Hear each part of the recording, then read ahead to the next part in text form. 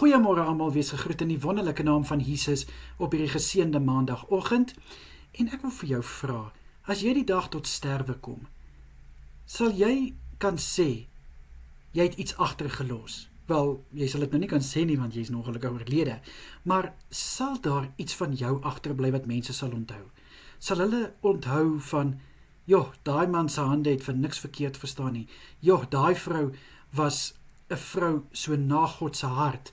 Of, joh, maar daai persoon het daar maar die mooiste gebede gebid. Of, ag, daar's so baie wat 'n mens kan eintlik kan oor praat en sê, maar daai persoon het dit agtergelos. En ons praat baie keer van hy was 'n legende in sy eie manier.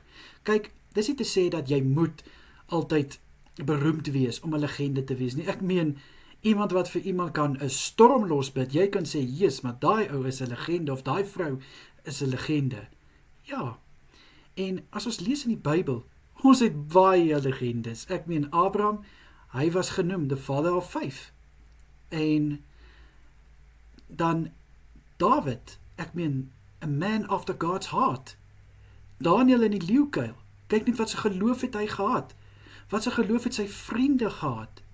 Ek gaan nou nie probeer hulle name uitspreek nie, maar julle weet van wie ek praat. Die geloof dat hulle in 'n vuuroond gegooi is, en niks het met hulle gebeur nie. Dis die geloof wat hulle gehad het. En Josef, wat vir Josef? Ek meen, deur alles wat hy is, in die put wat hy gegooi is, dat hy verkoop is as 'n slaaf, dat hy beskuldig is van dat hy verkeerd opgetree het teen Potifar se vrou. Moses, wat miljoene Israeliete uit die land van slawerny gelei het. Joshua, daar is so baie mense wat ek kan opnoem. Dink net 'n bietjie, wat het hulle agtergelos? Wat kan 'n mens van hulle vat, en wat sal jy van hulle onthou? Nou my vraag aan jou is, wat sal mense van jou onthou? Wat is daar wat jy kan agterlos? Die vrug wat jy gedra het, jou omgee verander, jou liefde verander. Daar is net soveel wat 'n mens eintlik kan agterlos. En dis wat ek graag vandag vir jou wil vra, om 'n bietjie te gaan nadink. En dink 'n bietjie, wat is daar wat jy sal wil agterlos? Wat is daar wat jy graag sal wil hê mense moet van jou onthou? Mag julle elkeen 'n geseënde dag hê en 'n mooi week.